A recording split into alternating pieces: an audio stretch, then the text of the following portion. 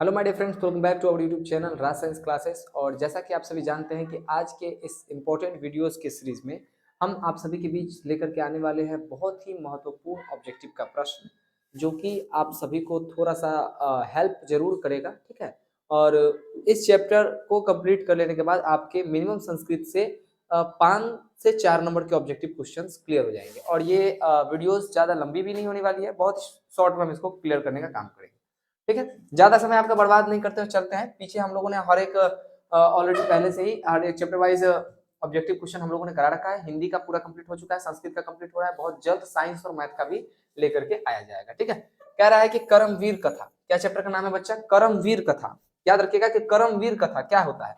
देखिए, कर्मवीर कथा में आपको पढ़ना पड़ेगा राम प्रवेश जी के बारे में। ठीक है, राम प्रवेश राम एक दलित परिवार से आते थे। ठीक है, और ये कैसे अपनी शिक्षा को ग्रहण करके उत्तीर्ण हुए, अब कैसे एक अच्छे पद पर गए। ठीक है, इसके बारे में आपको इनकी कहानी पढ़नी पड़ेगी। हम लोग ऑब्जेक्टिव क्वेश्चंस पे हैं, तो थोड़ा सा ऑब्जेक्टिव क्वेश्चन की ओर ध्यान देंगे। ठीक है, चलिए याद करते हैं कि राम प्रवेश राम का जन्म किस गांव में हुआ था। तो याद रखिएगा, राम प्रवेश राम जी का जो जन्म हुआ था वो भीखन टोला में हुआ था। कौन सा टोला में हुआ था? याद रखिएगा, भीखन टोला में। कौन सा टोला में? राम प्रवेश राम का जन्म किस टोला में हुआ, किस गांव में हुआ था? भीखन टोला में हुआ था। ठीक है, अगला क्वेश्चन है कि कर्मवीर कथा पाठ में किसकी कथा है। तो देखिए, कर्मवीर जो पाठ है इसमें किसकी कथा है बच्चा? तो याद रखिएगा, कर्मवीर पाठ में आपके राम प्रवेश राम जी की कथा है। हमने पहले ही बता रखा आपको। अगला क्वेश्चन है कि कर्मवीर कथा से शिक्षा मिलती है। क्या शिक्षा मिलती है? कर्म करने की शिक्षा मिलती है। देखिए, गीता में श्री कृष्ण ने भी कहा है, गीता में श्री कृष्ण ने भी कहा है, क्या कहा है? उन्होंने यही कहा है कि कर्म करते रहो, फल की चिंता तो ना करो। ठीक है, ठीक है, अगर आप अपना कर्म कर रहे हैं और अच्छे तरीके से कर रहे हैं, सही मन से दिल से उस काम को अगर आप कर रहे हैं, तो 100% है कि थोड़ा सा देर हो सकता है, लेकिन उसका फल आपको जरूर मिलेगा। आप उसके फल की चिंता ना कीजिए। ठीक है, तो यही बात है। वही हाल यहाँ पर भी है कि कर्मवीर कथा में शिक्षा जो मिलती है वो क्या शिक्षा मिलती है? तो कर्मवीर कथा में कर्म करने की शिक्षा मिलती है कि कर्म करते रहिए। ठीक है, 4 नंबर क्वेश्चन है कि कर्मवीर कौन था? तो कर्मवीर कौन थे? राम प्रवेश राम जो थे वो कर्मवीर थे। कौन थे? राम प्रवेश राम जो थे वो कौन थे? कर्मवीर थे। थोड़ा सा गर्दन फंस रहा है क्योंकि लगातार अभी क्लास हो ही रहे हैं। ठीक है, अप्रोक्स में 7 घंटा से लगातार क्लास चल ही रहा था, फिर उसके बाद ये ऑनलाइन क्लास भी चलाना पड़ा है। चलिए कोई बात नहीं, थोड़ा सा तो मेहनत हम भी कर ही सकते हैं आप लोग के लिए। कर्मवीर राम प्रवेश कहाँ उन्नत स्थान को प्राप्त किया? कह रहा है कि कर्मवीर राम प्रवेश कहाँ उन्नत स्थान को प्राप्त किया था। तो याद रखिएगा, केंद्र लोक सेवा परीक्षा में, केंद्र लोक सेवा परीक्षा में उन्होंने क्या किया था? उन्नत स्थान प्राप्त किया था, उन्नत स्थान। ठीक है, वो उन्नत कहने का मतलब है कि बहुत ही इसका तरीके का बोर्ड से टॉप किया था उन्होंने। ठीक है, चलिए 6 नंबर क्वेश्चन है कि कर्मवीर राम प्रवेश राम के परिवार के सदस्यों की कुल संख्या कितनी थी? तो याद रखिएगा, उनके घर में 4 सदस्य थे। किनके? उनके घर में 4 सदस्य थे। उनके परिवारों में कुल सदस्यों की संख्या कितनी थी बच्चा? तो 4 थी। ठीक है, याद रहेगा। 7 नंबर क्वेश्चन है कि किसमें कर्मवीर उन्नत स्थान को प्राप्त किया था? अभी कुछ देर पहले ही पढ़े हैं ना कि किसमें? व्यापक विषय ज्ञान में। ठीक है, इसमें। अगला क्वेश्चन है कि किस अगला क्वेश्चन है कि किस गांव में गरीब लोग रहते हैं? तो याद रखिएगा, गरीब लोग जो रहते थे वो भीखन टोला ग्राम में रहते थे। कौन से ग्राम में? भीखन टोला ग्राम में। और इसी ग्राम में हमारे जो है नायक, किनका जन्म हुआ है? उनका जन्म भी हुआ है। ठीक है, हमारे नायक कौन? हमारे नायक तो राम प्रवेश राम जी। अगला क्वेश्चन है कि दलित ग्रामवासी पुरुष की कथा कौन है? दलित ग्रामवासी पुरुष की जो कथा है वो कौन है? कर्मवीर कथा है। इसमें दलित ग्रामवासी पुरुष है जिनका नाम है राम प्रवेश राम, जिन्होंने केंद्रीय लोक सेवा परीक्षा में क्या किया था? उन्नत स्थान प्राप्त किया था। भीखन टोला में इनका जन्म हुआ था, इनकी शिक्षा दीक्षा भी हुई। ठीक है, कह रहा है कि कथा का मूल्य है कि क्या नहीं होना चाहिए। तो याद रखिएगा, कथा का जो मूल्य होता है कि क्या नहीं होना चाहिए। तो याद रखिएगा, कथा का मूल्य होता है आपको कभी भी निराश नहीं होना है। जीवन में कभी भी आपको निराश नहीं होना है।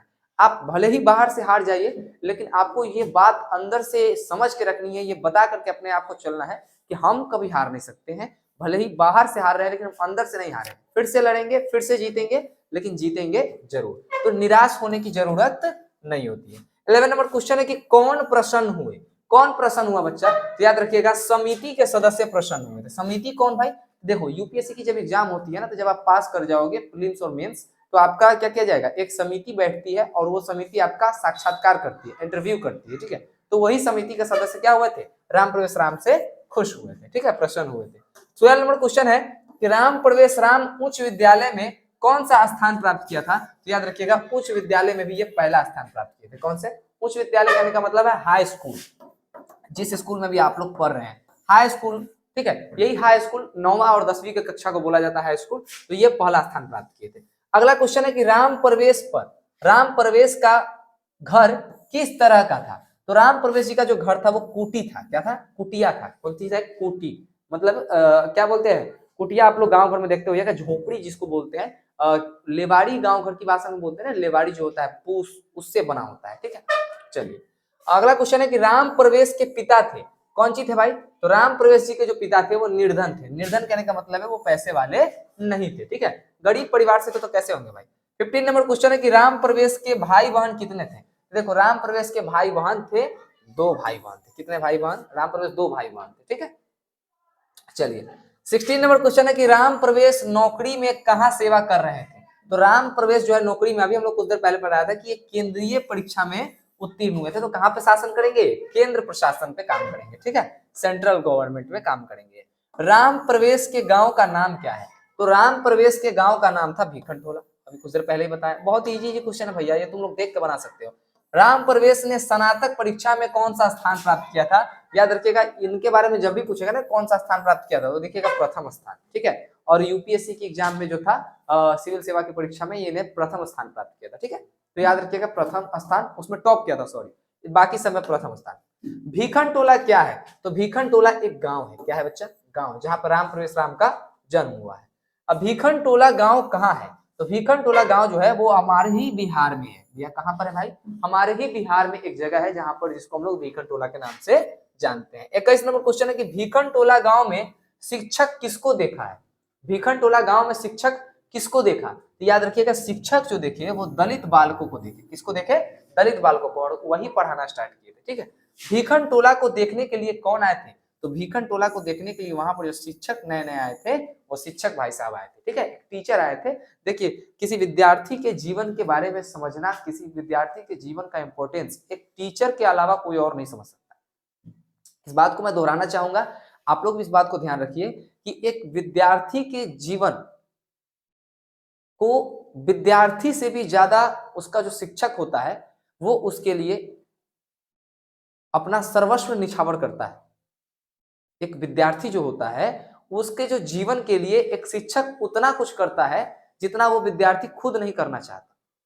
एक विद्यार्थी का जो जीवन होता है उसके लिए शिक्षक जो होता है, उसका जो शिक्षक होता है वो विद्यार्थी के जीवन, उसको अपने जीवन से भी ऊपर मानता है। उसकी शैली को ऊंचा करने के लिए, उसको स्टैंडर्ड, लिविंग ऑफ स्टैंडर्ड बढ़ाने के लिए, और भी बहुत सारी चीजों का सुविधा, सुख सुविधाएं देने के लिए, उसको एक अच्छे मुकाम पर देखने के लिए एक शिक्षक से ज्यादा कोई और आदमी आपको नहीं देख सकता है कि आप उतनी तरक्की करो। एक माता पिता होते हैं और दूसरे नंबर पर शिक्षक होता है जो ही आपकी तरक्की से जलता नहीं है कभी। ठीक है, वो आपकी तरक्की देखेगा तो वो खुश होगा कि मेरा विद्यार्थी है, मेरा विद्यार्थी आज ये कर रहा है, वो कर रहा है, मेरा नाम हो रहा है।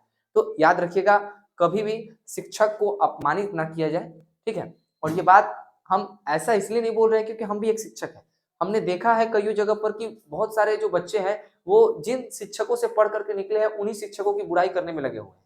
याद रखिएगा जीवन में कभी आप सक्षम नहीं हो पाइएगा। ठीक है, एक गाना भी है इस पर कि मास्टर के मास्टरवा कहवा, कुछ ऐसी ही करके कुछ गाना है। ठीक है, तो याद रखिएगा एक बात मेरा मान लीजिएगा और कुछ नहीं, एक बात मेरा मान लीजिएगा कि जिस भी शिक्षक से आप 5 दिन के लिए पढ़े, 2 दिन के लिए पढ़े, 1 घंटे के लिए पढ़े, याद रखिएगा कि उस शिक्षक की कभी भी जिंदगी में बुराई नहीं करनी है। आप जिंदगी में कभी बुराई नहीं करनी है। उनका अगर बुराई कहीं पर हो रहा है तो उनका विरोध कीजिए। अगर वो विरोध आप नहीं कर सकते हैं तो आप वहां से निकल जाइए, लेकिन कभी भी उनकी बुराई आप नहीं कीजिएगा। इस बात को, मेरी एक बात को गांठ बांध करके रख लीजिए। ठीक है, चाहे वो कोई भी हो। ठीक, चलिए 23 नंबर क्वेश्चन है कि उद्योगी पुरुष का प्राप्त क्या प्राप्त करता है? तो उद्योगी पुरुष जो है वो लक्ष्मी को प्राप्त करता है। किसको प्राप्त करता है? लक्ष्मी को। 24 क्वेश्चन है कि उद्योगी पुरुष सी मुपैती लक्ष्मी, यह पंक्ति किस पाठ से? अभी तो पता है ना कि उद्योगी पुरुष किसको प्राप्त करता है? लक्ष्मी को प्राप्त करता है। तो ये किस पाठ से लिया गया भैया? कर्मवीर कथा से ही तो लिया गया। 25 नंबर क्वेश्चन है कि बिहार प्रांत का क्या है?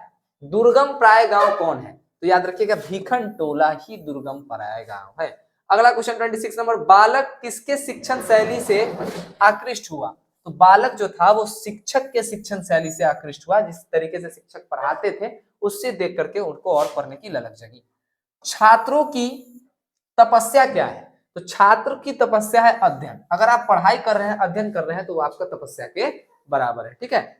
28 नंबर क्वेश्चन है कि राम प्रवेश राम को छात्रा नाम अध्ययनम तपम का उपदेश किसने दिया था? यानी कि छात्रों के लिए अध्ययन ही तपस्या है, यह उपदेश राम प्रवेश राम जी को किन्होंने दिया था? तो उनके गुरु ने दिया था। किसने दिया था? उनके गुरु ने। याद रहेगा बच्चा?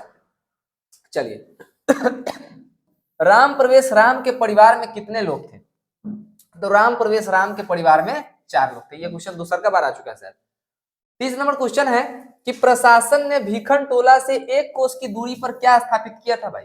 तो प्राथमिक विद्यालय। और यही प्राथमिक विद्यालय में कौन आए थे पढ़ाने? तो यही प्राथमिक विद्यालय में कौन आए थे? शिक्षक आए थे पढ़ाने। ठीक है। तो वही शिक्षक आए थे दलितों के गांव में, भीखन टोला में घूमने आए थे। ठीक है, कि कौन कौन बच्चा पढ़ने वाला है। 31 नंबर क्वेश्चन है कि जीवन की परम गति क्या माना गया है बच्चा? तो शिक्षा कर्म ही आपकी जीवन की परम गति है। अगर आप पढ़ लिख लेते हैं तो शिक्षा कर्म जो है वो आपका परम गति माना जाएगा।